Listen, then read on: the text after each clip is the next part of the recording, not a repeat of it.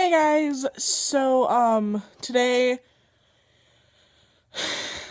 today was good. Today was actually like really nice because I finally got to catch back up on stuff in general, but I'll get to that in a minute. Okay, so this morning was really slow because one, I didn't want to get my ass out of bed for a little bit. So I'm pretty sure I sat there until like quarter to seven, which isn't abnormal for me because I actually have three alarms set at 6:30, 6:45, and 7. Because I can get up at any of those times and be out the door on time, if not beforehand.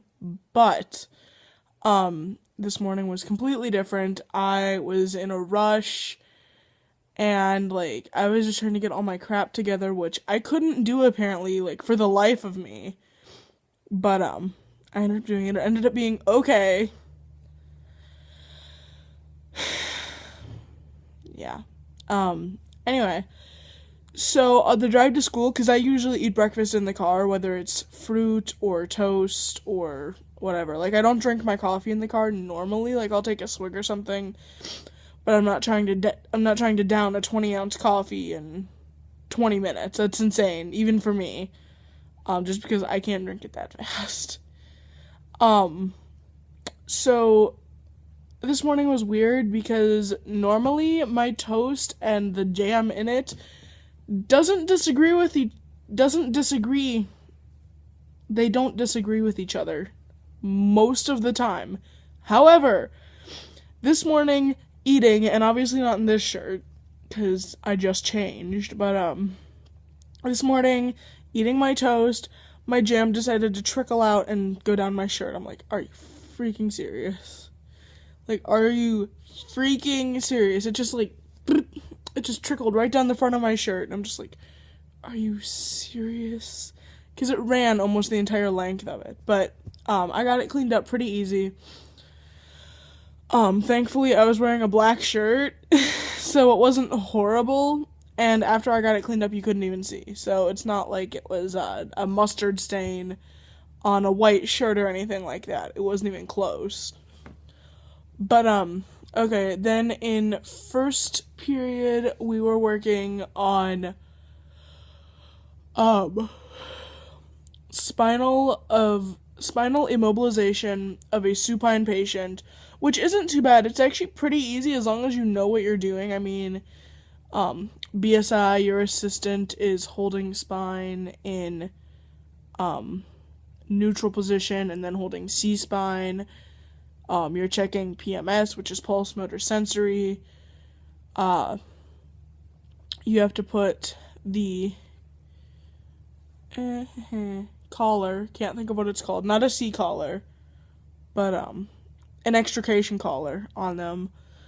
Um, yeah, it's not too bad as long as you know what you're doing thoroughly.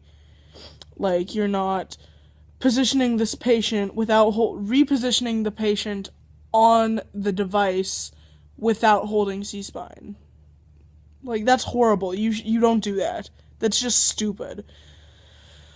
But yeah, that was pretty much the majority of first period. Other than that, just a few notes. In second period, we were taking notes the entire class. I have to make up a test in there, and I asked her if I could do it, and she said, "Nope, nope, you can't make it up today." Like, really? Really? I wanted to do it today. Why can't I do it today? It's because we were taking notes, and I probably won't be able to do it until Thursday or Friday, just because we usually take notes for 2 or 3 days in a row. So, yeah, fun. And then in not fourth period. God, what what happened to third period? It just got up and ran away apparently. In third period, we were working on probability and statistics, which I have got down to a T. It is so much easier than anything else we've been doing this year. Like, prob and stats is my thing because it's a real life situation. My brain, for some reason, I don't know why, but for some reason my brain functions better if I can put it into a real life situation. Like, in one of them, it was in an Oreo factory. In another one, it was about miles or not miles, kilometers you can put on a tire and stuff like that. It was like real life situations.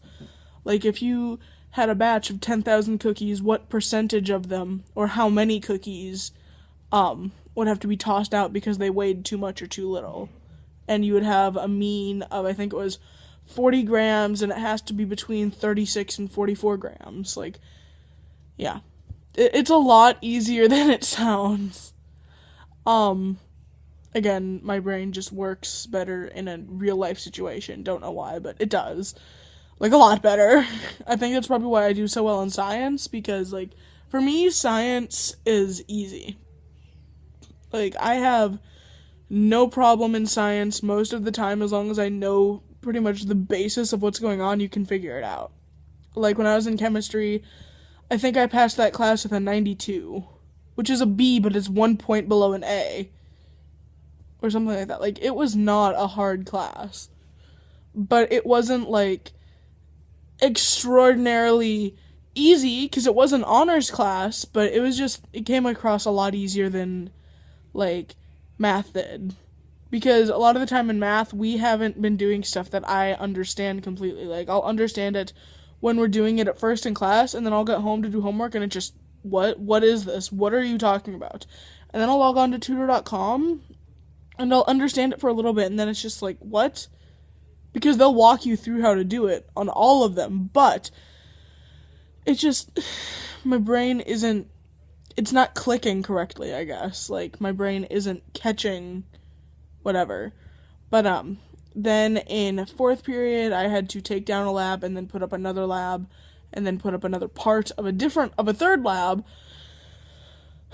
which is pretty much what I did. And then I ran up to the library and I made copies. And then in fifth period, we got split up into our reading groups, because we took a diagnostic test pretty much saying, like, how we read, how quickly we read, how well developed our vocabulary is. Like, for me, I read at the level of, I think it said a college freshman.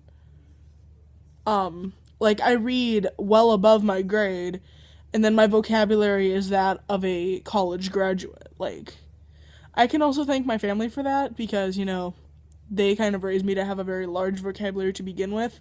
They raised me to, speak in full and complete sentences and write like that, so it's not quite as difficult as it is for a lot of other students who didn't necessarily have that in their lives. Like, a lot of people hate English because they can't coherently communicate verbally or in a written format to the point where the other person can completely comprehend what they're saying. Whereas with me, I can orally and physically communicate in a way that's not too bad. And the fact I took a speech class helps. And then after school, I went to track practice. Yep, I went to my first practice of the year. Practice actually started last week, but Tuesday I went to the hospital, Wednesday I went to the hospital, Thursday I wasn't at school, and Friday on my note it said don't start physical activity like that until the 27th, which is today. So, yeah. I was just doing what the doctor said, but beforehand I had to take my breathing treatment, which is just a couple puffs of albuterol, and then I was able to drive over to the track and go to practice, and it was great. We have one other thrower that's strictly a thrower, just like me. Like, I can't run because of my back. She played basketball, and she just doesn't want to go through all that running again. But, yeah. She's really nice. She's a freshman. Yeah. She's throwing really well, too. Like, she has really nice height. She wants to get her distance out further, whereas I have good distance but not great height. I think I was probably throwing in the 28, 27 range as far as feet goes, which is actually pretty decent considering last year I usually placed in 27 to 29 feet. Yeah. Anyway, so then afterwards, I came home. Mom had gotten home literally maybe 5 minutes before me, and then we went back up to the store, because she had gone to the store to get stuff. We went back up to the store so I could get food, because there wasn't enough leftovers for all three of us to have it. So yeah, and then I did home. We watched Bones, and I did homework, and now I'm going to bed. So yeah. Anyway, I guess I'm just going to talk to you guys later. See ya.